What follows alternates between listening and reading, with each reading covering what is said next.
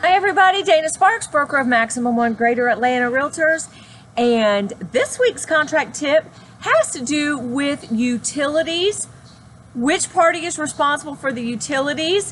When do they have to be turned on? When can they be turned off? And when can or should a buyer do inspections of the property, or more importantly, well, not more importantly, but as importantly, a final walkthrough of the property. Now, if you've been in any of my classes, you have repeatedly heard me say that nothing is an issue until it's an issue. You have also repeatedly heard me say that your contracts are nothing more than a set of instructions.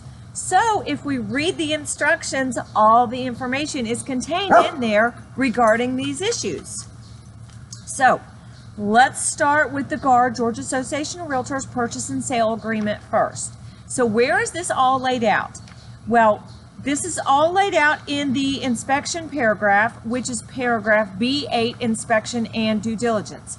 So basically, if the buyer and the seller agree upon a due diligence period, which creates an option contract for the buyer, then the buyer has the option, and this is true in the RE forms too, just the period is called right to terminate. But in general, it creates an option. The seller is giving the buyer an option contract for those number of days that they negotiate. What that means is the buyer then has the option to terminate the contract prior to the end of that time frame for any or no reason. So there are a lot of things that a buyer may take into consideration.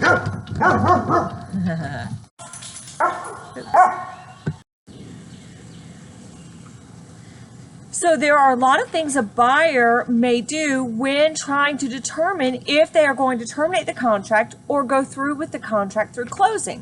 One of the many things that a buyer may do is have the property inspected. And they can have the property inspected by a variety of people. An independent home inspector, a termite inspector, a roofing inspector, a structural engineer, a loved one, a significant other, a friend.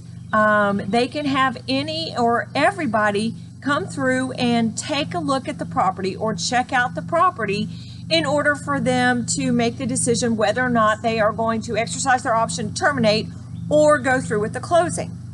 So if a buyer has, and an appraiser. A buyer can have an appraiser come through the property. So if a buyer is going to, let's just say a buyer has an independent home inspection, or regardless, whatever inspections the buyer does, the buyer then finds some issues that the buyer wants the seller to address with the property. Well, prior to the expiration of this option time frame, due diligence or buyer's right to terminate, the buyer may propose an amendment to the seller to address these certain issues. Dogs barking, got helicopters. The seller may then agree to those issues, reject those issues, negotiate those issues. Regardless of what happens during that time frame, after the due diligence time frame, the buyer either needs to choose to terminate prior to that time frame or proceed. And that's a whole nother video that I've done. But in order for the buyer to have these inspections done during this time frame and later, we have the question of the buyer and the buyer's representatives, i.e. these inspectors, these termite people, so forth and so on, appraisers, coming into the property, having access to the property because it's not the buyer's property yet, and the utilities. So that is addressed in the contracts in both the GAR, Georgia Association of Realtors Purchase and Sale Agreement, and in the RE forms, Purchase and Sale Agreement and Standard Terms. So in GAR, it is paragraph B8, Inspection and Due Diligence. And it states when the buyer and seller sign this contract, they agree to this. It states, A, right to inspect property. Upon prior notice to the seller, so that means the buyer must give notice to the seller, must let the seller know, hey, I'm coming in to inspect the property. So upon prior notice to the seller, buyer and or buyer's representatives shall have the right to enter the property at the buyer's expense and at reasonable times, including immediately prior to closing. Now, why does it say immediately prior to closing? Well, of course, that's to account for a final walkthrough of the property. To inspect, examine, test, appraise, and survey the property. Seller, this is the GAR form, seller shall cause all utilities, systems, and equipment to be on so that the buyer may complete all inspections. Buyer agrees to hold seller and all brokers harmless from all claims, injuries, and damages related to the exercise of these rights, and shall promptly restore any portion of the property that is damaged or disturbed from these inspections and testing and evaluations to a condition equal to or greater than the condition it was prior to such testing and evaluation. If the buyer is concerned that a property has been used for a lab for production of methamphetamine or dump site, buyers should review the National Clandestine Laboratory Registry of Georgia, and it gives the website for there. So again, in the GAR contract, the seller, the buyer has the right to come in by him or herself or the buyer's representatives and inspect the property with some notice, reasonable notice to the seller, up and through from binding agreement date through closing. And the seller shall have all utilities and systems operational through closing. So you sellers don't have the utilities turned off until after closing. Now that's in the GAR contract, and the buyer and the seller agree to that when they sign it. In the RE forms contract, it talks about, it's in the RE form, RE 100, contract for purchase and sale of real property. It's in paragraph 7, inspection of property. Buyer has the right, I just have to show you this. All right, back to the contract here. So under the contract for purchase and sale in RE 100 in the RE forms contract, under inspection, it says buyer has the right and obligation with, again, reasonable notice to the seller to inspect the property and all improvements located thereon for defects and other issues, including but not limited to air conditioning, electrical, fireplace, heating, lead-based paint, mold, plumbing, radon, roof, structure, wood-destroying organisms, environmental hazards, and other similar issues at any time and from time to time after the date of acceptance, which in the RE forms, that's the binding agreement date, through and including the closing. Now the RE forms narrows it down a little bit. So the time frame is still from the binding agreement date through closing. But in the RE forms, you have the buyer and the seller negotiate a time frame within those days from the hours of, and the buyer and the seller need to check either 9 a.m. to 7 p.m. or, and there's a blank where the buyer and the seller negotiate different time frames other than the 9 a.m. to 7 p.m. Now, depending on the time of year, when the sun goes down and when it gets dark, if you might want to extend that time frame out to a little bit later in the day. But again, that's up to the buyer and the seller to negotiate.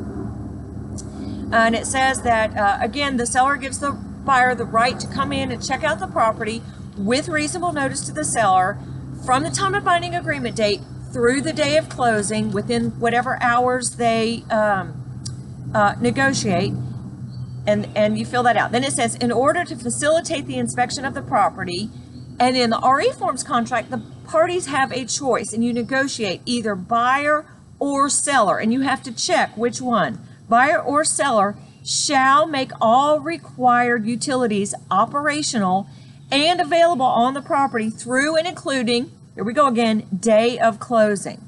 Buyer agrees to forever hold seller and brokers harmless, remaining all claims, injuries, and damages arising out of exercising these rights.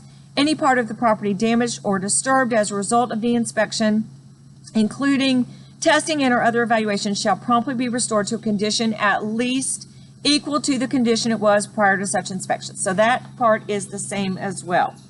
Then the other thing that I want to point out to you is in the GAR contract,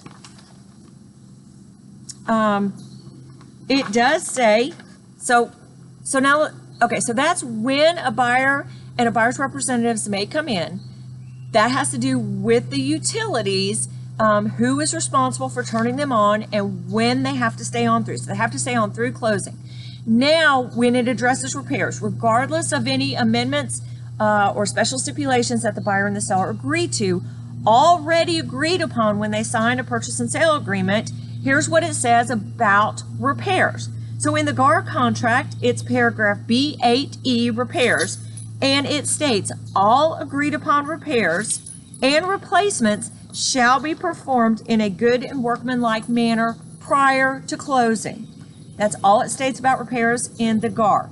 In the RE Forms contract, it states, and this is in the standard terms, which is RE1, which is part of the purchase and sale.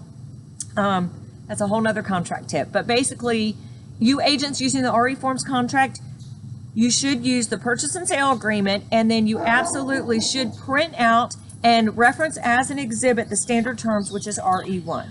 So in the standard terms under paragraph 7.3 for resales, it says if a property is not under construction, if the seller has agreed in writing by contractual amendment, exhibit, or otherwise to perform any repairs to the property, any repairs performed by the seller shall be done in a good and workmanlike manner and shall be completed no later than 3 days prior to closing. So regardless of any amendments, special stipulations, anything changing this information to the contrary, specifying, specific to repairs, when they should be done, so forth and so on.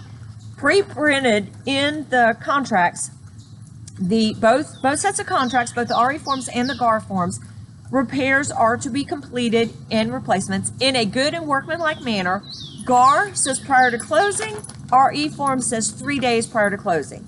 To avoid any issues that would cause any potential delays in closing or bad feelings at closing or having to write amendments at the last minute, I strongly suggest that when the buyer and the seller are negotiating for repairs, that they, and we've done many other video tips on this, but in general, I strongly suggest that the buyer and the seller negotiate for a time frame by which those repairs should be complete. And don't wait till the last day of closing, because if they're not complete, there are lots of emotions and lots of stress and lots of things that might make the negotiations regarding those repairs a little more difficult when you're walking into a closing table or you're doing a walkthrough the morning of closing.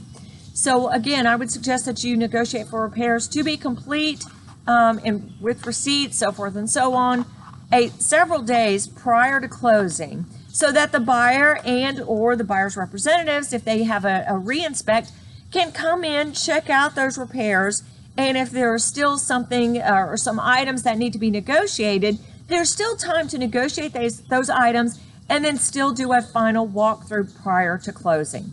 Again, just wanted to show you where in the instructions, the actual contract, all of that information is contained that the buyer and the seller do agree to when they sign the contract. Thank you so much for watching.